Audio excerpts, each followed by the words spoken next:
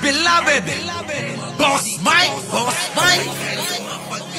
Cervera.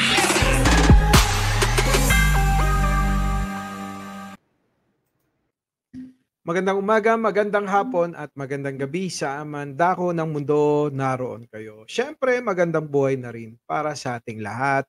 Eto na nga, matapos ang issue sa Polvoron video na pinasinungalingan na ni dating Pangulong Duterte, abay eto na nga, nagsisisihan na nga itong si General Macanas at saka itong si Maharlika. Plastic ano. Talaga naman. Alam nyo, minsan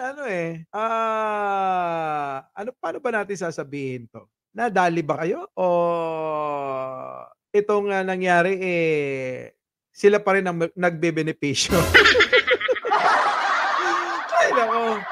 Eh, 'di ba kasi mga kababayan, matapos nilang batikusin, matapos nilang araw-arawin na banat-banatan itong si Pangulong Bongbong Marcos, dahil nga daw sa issue na napanood nila, nakita ng mga kung sino-sinong mga binabanggit na mga hindi mo alam kung saan galing.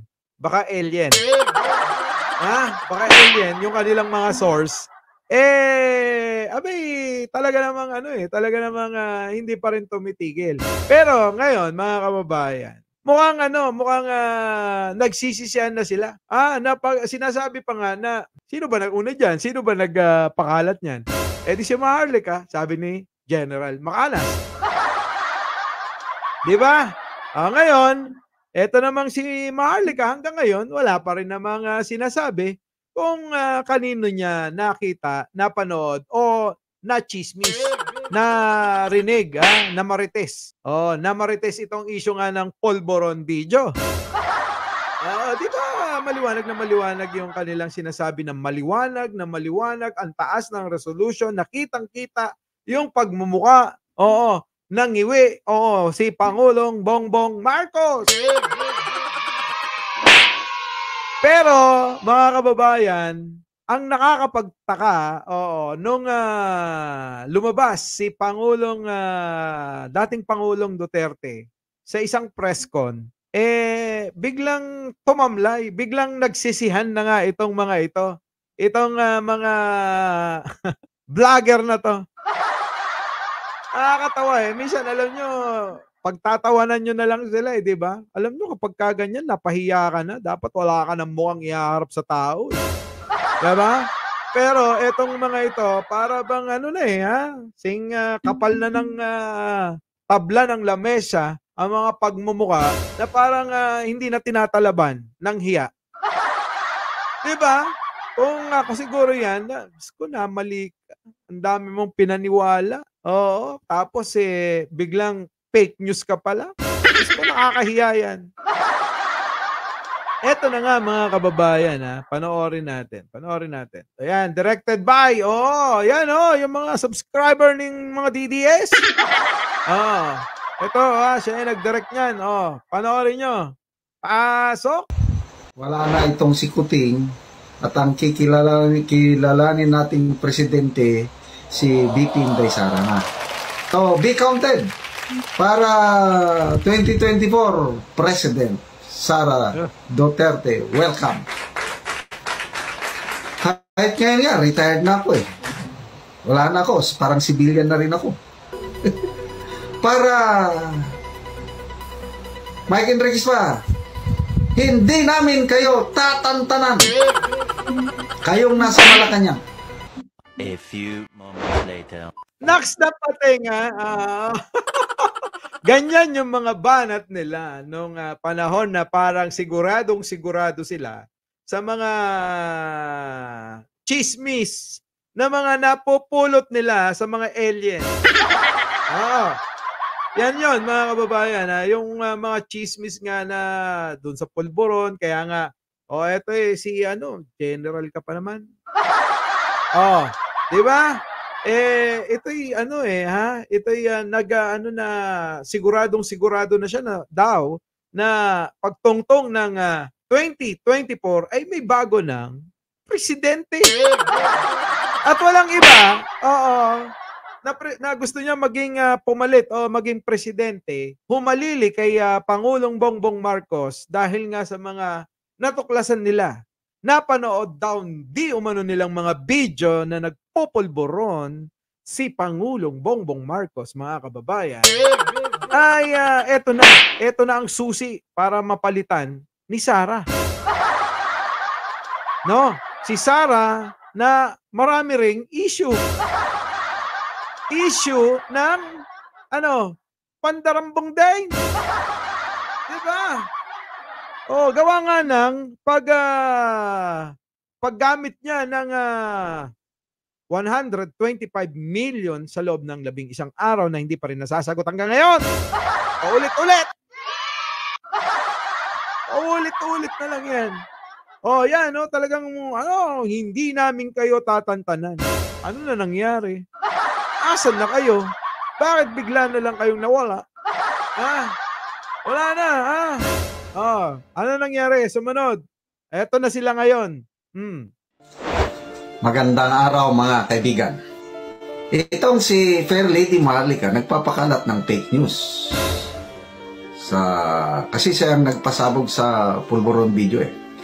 Kasama na rin ako na nagpapakalat ng fake news dahil meron akong source na nagsasabi na panood niya na yung video. Kaya hindi ko pinansin yung October pa na sinabi sa akin ng aking puting ahas na napanood niya si Kuting na nagpupulburon. That was October. So ako, nag-content na rin ako sa pulburon video. Sa inyo, kung paniwalaan nyo kaagad si PRRD na walang pulburon video, so be it. Kung nagpapakalat kami ni Maharlika ng fake news, di nasa inyo yun. Huwag na kayong manood sa amin dalawa ni Maharlika at iba pa na vloggers na dapat lang. Diba? Alam mo naman na isisiksik nyo sa taong bayan puro kasinungalingan na pagbabalita ninyo. Yung mga content nyo puro fake news. Abay, nakakahiya. Diyos ko naman. Diba? Oo. Wala na kayong delikadesa niyan. Dapat nga hindi na kayo nagbablog. Diba? Dapat nga hindi na kayo nagbablog kasi nga nagpapakalat kayo ng maling impormasyon. Fake news. Kaya nga alam nyo, kayo ang magiging dahilan kung bakit bumababa ang kredibilidad ng mga vloggers. Mga hinayupak na yan. Diba? Yung mga source nyo, si Mang Carding, si Mang Berto. Yung mga source nyo naman, si Aling Karya. Si Aling sabi nga nung isang nag-comment, si Aling Charing. Ano ba naman yan? Yung mga yung mga source ninyo, 'di ba? Para naman kayong alam niyo yun, yung parang hindi ko ba alam matataas naman ang mga pinag-aralan ninyo Tapos dahil sa mga chismis lang pinapatulan niyo. Kami nga, ang dami naming naririnig hindi namin ginagawa yung ginagawa nyo Kasi nga, mali Hanggat wala kayong resibo, ebidensya, patunay, wag ho tayo magbabalita, general. Siyempre, kababain, di ba? Kababain, nyamit